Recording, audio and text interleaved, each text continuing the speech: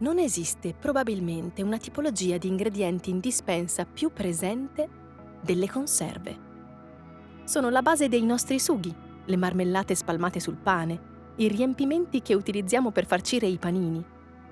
La loro diffusione è mondiale e risponde a un'esigenza fondamentale per tutte le comunità della storia umana: dare agli alimenti una maggiore resistenza nel tempo e garantire l'alimentazione nei momenti di ristrettezza. È un'esigenza antica come antichi sono i suoi metodi, dalla salatura della carne che poi diventerà salume, dall'essiccazione dei cereali fino all'affumicatura del pesce, le cui prime tracce risalgono a egizi e romani. Germogli è il viaggio di Made in Nature alla ricerca delle radici del biologico, per dimostrare come il biologico non sia soltanto un'alternativa, ma una realtà già saldamente legata alle nostre abitudini alimentari, alle tradizioni culinarie del passato e a quella cucina rurale da cui oggi vediamo sbocciare la cucina del futuro.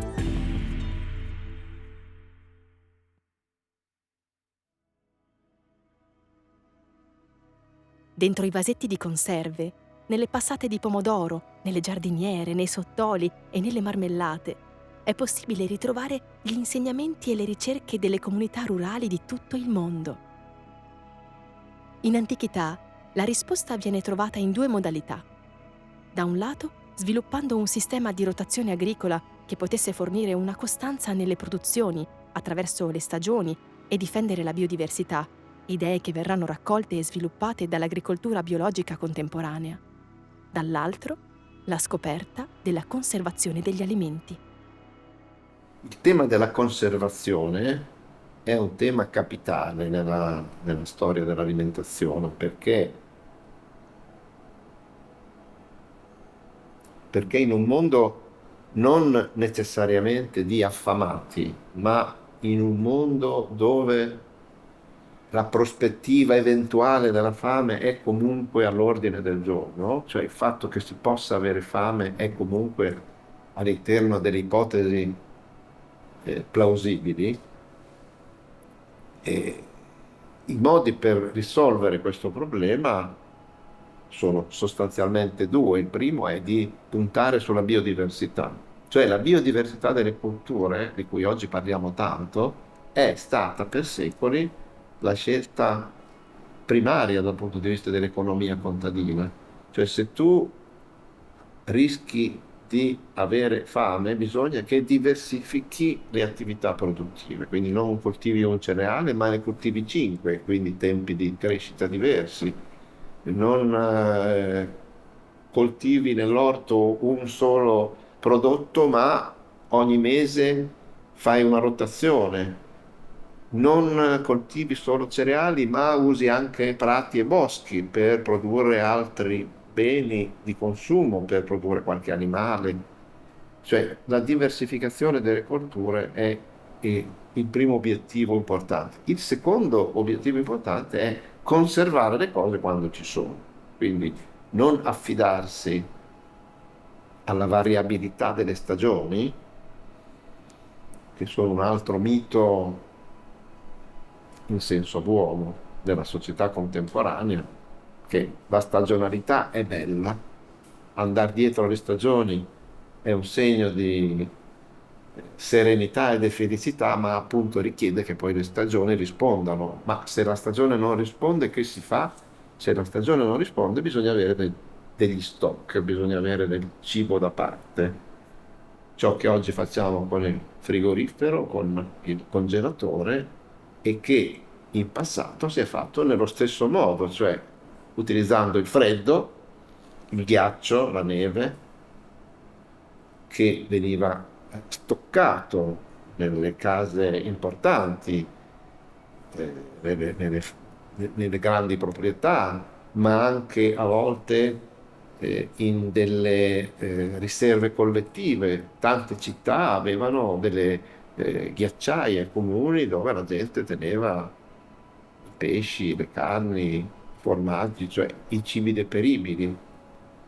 E poi la conservazione a livello domestico con quegli accorgimenti e con quegli strumenti elementari che anche oggi noi conosciamo, a cominciare dal sale. Cioè la grande importanza del sale nella storia dell'alimentazione è quello che conserva i cibi, quindi i salumi, i formaggi. Cosa sono i salumi e i formaggi? Sono una straordinaria invenzione per difendersi dalla fame. La conservazione, però, come racconta Massimo Montanari, professore dell'Università di Bologna e studioso di storia della gastronomia, non ha avuto come unico effetto quello di rendere disponibili gli alimenti per un tempo maggiore. È stato un passaggio storico per l'umanità che, proprio grazie alla maggiore durabilità degli ingredienti, ha cominciato a viaggiare, a far incontrare culture e tradizioni differenti insieme e ha avuto, inevitabilmente, dei risvolti sul piano gastronomico. Questo accade perché avere a disposizione prodotti più trasportabili e durevoli nel tempo ha introdotto in cucina nuove disponibilità e alternative, ma anche nuovi gusti. È il caso, ad esempio, delle fermentazioni, che dal cavolo portano al crauto, dei prodotti sotto spirito o sotto aceto. Quando in età più moderna si sviluppa anche la frutticoltura, ecco che lì nasce la tradizione delle confetture. Certo, lì ci vuole lo zucchero, quindi non è proprio alla portata di tutti inizialmente, però è un altro modo per conservare, per mettere a frutto una risorsa che in quella stagione c'è e poi non ci sarà più. Quindi la conservazione come elemento proprio strutturalmente decisivo della cultura alimentare. Persino il sottovuoto, che non è un'invenzione moderna. Ho letto che nei testi di Aristotele si parla di mettere le mele eh, ricoperte dall'argilla in modo da conservarle a lungo. Una tecnica più o meno come quella che si è seguita fino a tempi recentissimi per conservare le uova. Cioè, studiare i modi per conservare i cibi, trasformandoli un po', perché la grande differenza che c'è fra fare un formaggio, fare un salume, fare una confettura o mettere sotto aceto le verdure è che in questo modo il prodotto naturale si modifica. Un salume, sì, un prosciutto assomiglia un po' alla coscia di maiale, ma è molto diverso, il suo sapore è tutt'altro. La confettura non è proprio identica al frutto fresco, le verdure sotto aceto cambiano sapore. Quindi il vantaggio che aveva e che ha, soprattutto nell'età contemporanea, il freddo come elemento di conservazione è che consente di mantenere i sapori naturali più vicini al loro stato originario. Le tecniche di conservazione che nascono nel mondo contadino come rimedio alla fame, poi trovano un'applicazione gastronomica anche sul piano del mercato, perché quello che si conserva e che dura si può anche trasportare, oltre che riempire la despensa. Quindi, quelle che oggi noi chiamiamo le specialità gastronomiche sono quasi sempre salumi, formaggi, confetture, cioè prodotti che riutilizzano in senso commerciale quelle tecniche elaborate a livello contadino millenni fa, proprio per vincere la fame delle famiglie contadine. Allora questo è un altro elemento interessante di convergenza fra la cultura popolare, la cultura contadina e la cultura del mercato, cioè la cultura di questi prodotti, di queste specialità che sul mercato diventavano oggetti di pregio e sono tuttora oggetti di pregio.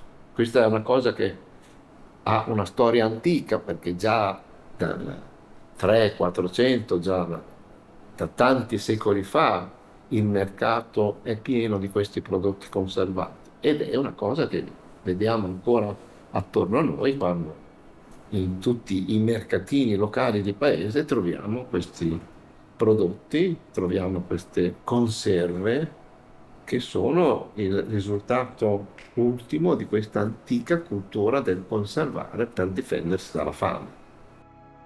La svolta per la conservazione avviene alla fine del Settecento, con l'appertizzazione, quando Nicolas Appert scopre le potenzialità di un recipiente a chiusura ermetica. L'inventore francese capisce, anche senza i moderni strumenti di studio microbiologico, che nel contenitore riempito e poi chiuso a temperatura sufficientemente elevata, il deperimento dei cibi rallenta. La sostituzione dell'ossigeno con vapore acqueo, ottenuta grazie alle alte temperature, permette la distruzione dei germi presenti nell'alimento che ne limita il naturale deterioramento.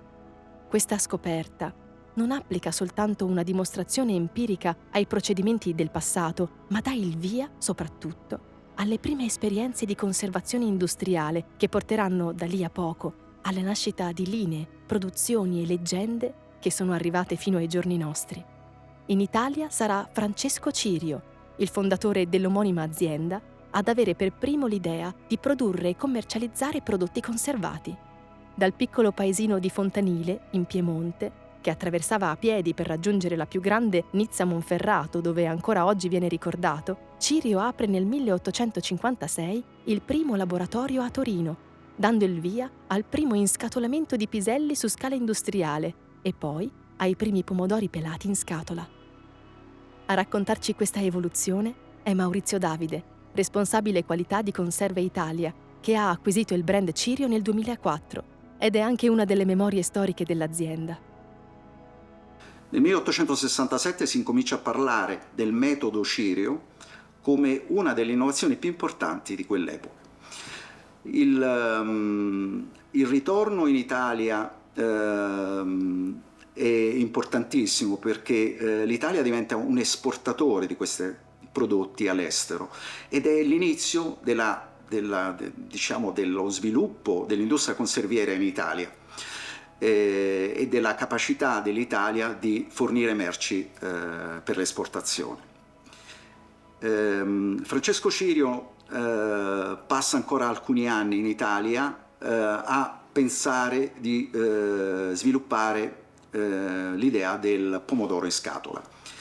Però nota che il pomodoro di qualità nasce nel sud Italia, il famoso San Marzano, e di conseguenza pensa che le fabbriche devono essere molto vicine ai luoghi di produzione e intorno al 1880 decide di creare una prima fabbrica al sud che poi porterà anche una decisione storica per la Cirio, quella di passare da Torino a Napoli. La stessa Cirio a metà degli anni 900 ha più di 20 fabbriche, ma sono nate tantissime altre fabbriche a seguire e lo sviluppo dell'industria conserviera diventa molto importante.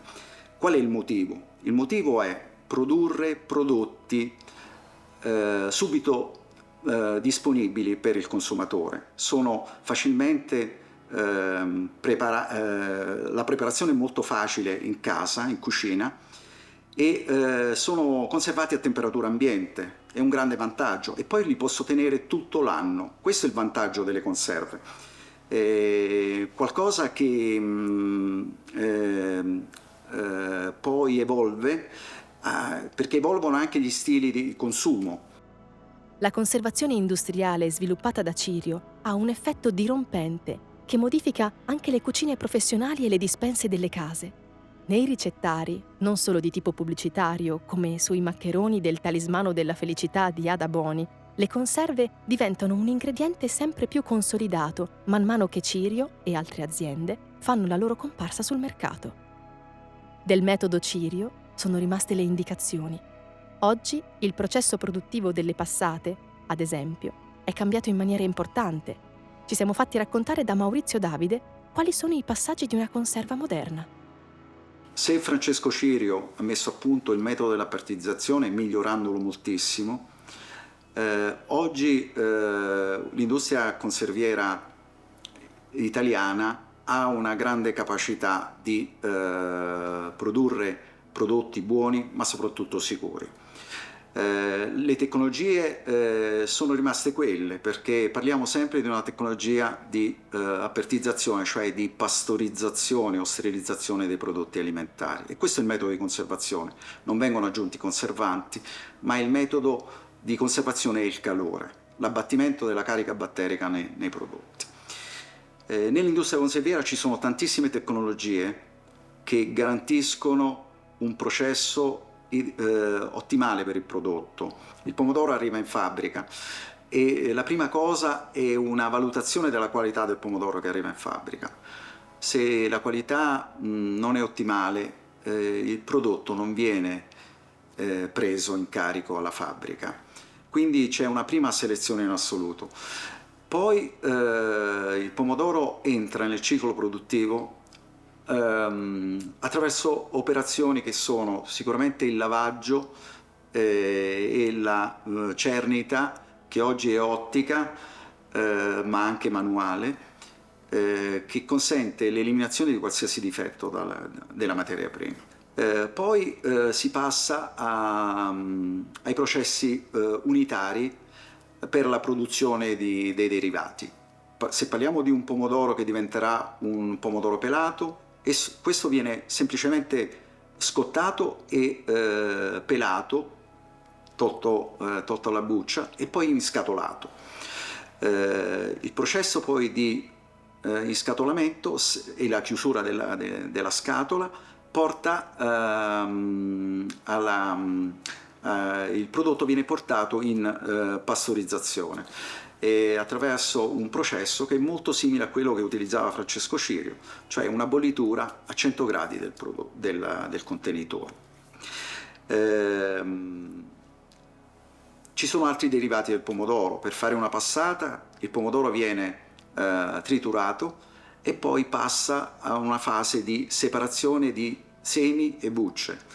Viene poi concentrato sotto vuoto a bassa temperatura, dove l'ebollizione non avviene a 100 gradi ma avviene a 70 gradi, 60 gradi, e questo consente un trattamento molto leggero del prodotto che viene concentrato. Poi viene messo in bottiglia e anche qui si applica la pastorizzazione per garantire quella shelf life, quella vita di scaffale a temperatura ambiente per oltre 3 anni.